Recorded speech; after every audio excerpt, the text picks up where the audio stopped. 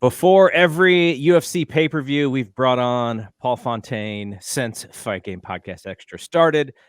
He's going to help us preview UFC 291, as well as go over his ROI bets that he's been making on this show to see how he's doing and if he's been able to give folks, some good advice here as far as the betting is concerned. So, Paul, what's going on? Not much. Really pumped up for this weekend's fight. I'm glad you reminded me that the show was happening. We recorded our preview on Monday, and that's 4 days ago. So I'm like, I know there's a UFC every week, but I forgot it was this one. So this is a big one, man. It is. It's probably, other than the Jones fight, probably the biggest fight of the year, biggest fight and the biggest show of the year. Honestly, a deeper show than the Jones show overall, but in terms of a fight, I'd say it's maybe the second biggest fight. And I know for Ryan, he said it's the biggest fight he's looking forward to right now, other than maybe Jones Stipe in November. Two really strong top matches here with Poirier and Gaethje and Blachowicz and Pereira. Pereira stepping up in weight. He sort of had to. He couldn't make that weight more than likely without cutting off a limb or something anymore. But those are two really exciting big time fights that are meaningful to the division. And this is one, I was on the Fight Game podcast yesterday with John LaRocca talking about how there's so much stuff going on. And with the addition of this show, which I sort of see it as, maybe the most intriguing UFC show this year. And there's the Errol Spence and Terrence Crawford fight, which for boxing fans is even higher on the priority scale than this would be for UFC fans. Like, that fight has been won. They've been they've been waiting for that fight for years and years and years to happen. It's finally happening. So, and then it's my anniversary weekend, so I'm not going to be able to watch either, which, I maybe 5 years ago I'd have been a little bit more bummed out, but it's how it works. We cannot live our life based around all of these events, because if we did, we would have no life. So you gotta prioritize, and I think I'm going to prioritize my anniversary night out. So but yeah, these are two giant shows, in addition to all the wrestling stuff that is going on this weekend as well. So keep up with what you can, and if you can't, don't sweat it, is kind of how I'm looking at it. Well, this is where living on the West Coast probably hurts you, because for me, like, even if it was our anniversary, like, I'd probably go out, have dinner, we'd be back by like 9:00, and that's when the pay-per-view starts. So, and my wife's an early to bed, like I think you've said yours is. So, yeah. Like for me, like, even if we were out till 10, like, I would just watch the show late and, just be up till like 1 or something. But yeah, I could theoretically do that. Yeah, the risk for me is paying is the UFC now is 80. The boxing ridiculous. is 85, I think. Wow. So I'd be paying, almost $200 for two shows, and there's a real possibility that I would get spoiled on both of them. So and really, like, what do you like? Probably 3 fights that you're really going to pay attention to, right? Yeah, so, with the boxing, I don't even care about the undercard. I just want to watch the main event. And with the UFC show, I'll watch the main card. I'm interested in the main card, but but those top 2 fights are what we'll talk about right now is kind of what I got my eye on. The Blachowicz fight is really interesting because I vehemently remember when Izzy went up in weight, and there was an immediate size difference and strength difference. And we saw, okay, the really good big man beat the excellent little man. In this fight, Pereira is naturally a bigger person than Adesanya. And do you think the size matchup will be closer to similar when both of these guys are inside the cage? Yeah, I think so, because I think Pereira, like, that's 205 is the better weight class for him. Now Blachowicz is a really big light heavyweight, so I think he's still going to have a bit of a size advantage, but they're completely different. Although they'll be in the cage probably at 225, 230, and Blachowicz is more of like that big kind of just a huge guy, whereas Pereira is a lot more lean, but with the biceps and the big legs. So, and obviously he's got the striking advantage, where Blachowicz is going to have the wrestling. And that's where Pereira is really untested in terms of, takedown defense. And if they get to the ground, what kind of game is he going to have on the ground? Because he comes from that kickboxing background. So, Yeah. but then the key is, does Blachowicz able to get in close enough to even take him down? And with Adesanya, I don't think he was worried about the power as much as he will have to be with Pereira. So I think it's going to be a completely different fight than the Adesanya fight. But I mean, Blachowicz knows how to slow things down and bring it to his pace. I mean, the last fight he had with Magomed Ankalaev's another hard hitter, and they had one of the worst fights of the year. And it was a split decision draw, and it was to the point where Dana said neither one of these guys are fighting for a title again. Now, Dana says a lot of things, so Yeah. I think the winner of this fight is going to get a title shot, but because it's vacant right now. In a perfect world, this would be the light heavyweight title match, but because it was only 2 weeks ago that Jamal Hill gave up his title, it wasn't enough time to book these guys for 5 rounds. And then also they would have to be the main event over that BMF title, and I think they want that BMF title to be in the main event. Do you think that Pereira will have an issue with cardio at this weight? It's hard to say. I don't think so, just because he's fought, he's only 7, or what is it, 8-1 in UFC or in MMA competition. He's fought a lot of fights in kickboxing, and a lot of his fights went the distance. So 7-2 actually, sorry. And I don't know, I'm just going to look back on the kickboxing record here to see how long these fights actually are. So they're only 9 minutes. I mean, so it's possible. We did see his first UFC fight go the distance, and he did not look as good in the 3rd round. So, I mean, it was his second UFC fight. So it's possible that could be a factor. But, I also, he went 5 rounds without Adesanya, and he ended up knocking him out in the 5th round. So, I think if he's there were times and there were times in that fight where I thought he was done, and then no, he wasn't done. He was able to pull it out. So yeah, this is I mean I kind of would lean Jan in this one, just because he's more natural at that weight, has had many fights at that weight. And but Pereira is so explosive, he could end it at any point. So, but I just these kind of matchups, the wrestler versus the striker, and they're both such high level at their craft. These are the ones that I really enjoy. Now, I mean, if Jan just wrestles him for 5 rounds, then maybe it's not going to be fantastic. But I think there's that aspect of Pereira could do something at any point at any time.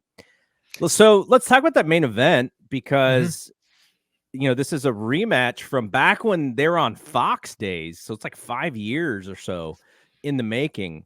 Poirier and Gaethje, 2 of the fan favorites of all fan favorites of exciting fighters in the UFC. And I think this is what the level of what people expect is fight of the year. And, whatever the bottom level of that is at least exciting fight. So, I think the expectation is very high, and both guys, they fight with the idea that, hey, I'm here to win, but also I'm here to entertain, and that's part of my job. So I think this is going to be really, really excellent. What is your take on this? I like how Dave put it on Wrestling Observer Radio when he said, this is like the MMA version of Omega and Osprey. Like, these guys are just going out there to have the fight of the year. And, and Gaethje, his whole mentality is kill or be killed. Poirier is a little bit more of a technical fighter, but he's also super exciting and can get into a slugfest with just about anybody. Their first fight was the fight of the year, voted on by just about every publication anywhere. I'm looking at the Topology rankings, who have all-time rankings, and it's the number 18 fight of all time. So, that feels almost low to me. But that's what it was voted there. Just a great fight. Poirier won 33 seconds into the 4th round, I believe.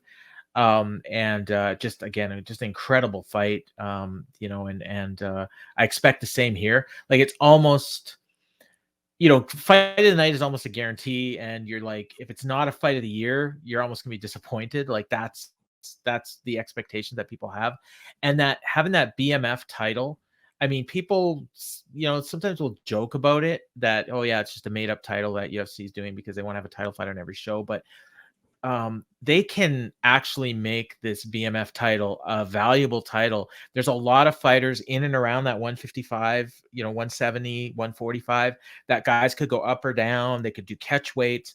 And this is just the crazy MFer fight, like title that, and there's guys, I mean, there's 2 guys on the main card. Actually, there's 4 guys on the main card that could potentially fight for this title down the road. And I really hope that this is not just a one-off. I mean, it's the second time they've done it, but I hope this becomes a regular thing in UFC. And I think it could be like 2 years from now, we could be talking about this as the biggest title in UFC.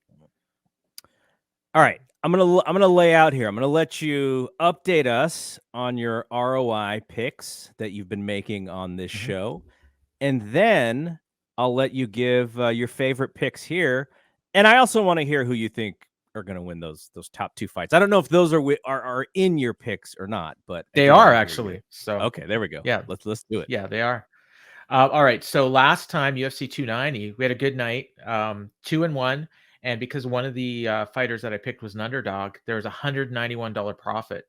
So overall, and that's based on $100 bets on every fight. So overall, where picks are 7-5 with a $209 profit. So on 12 fights, that's not bad.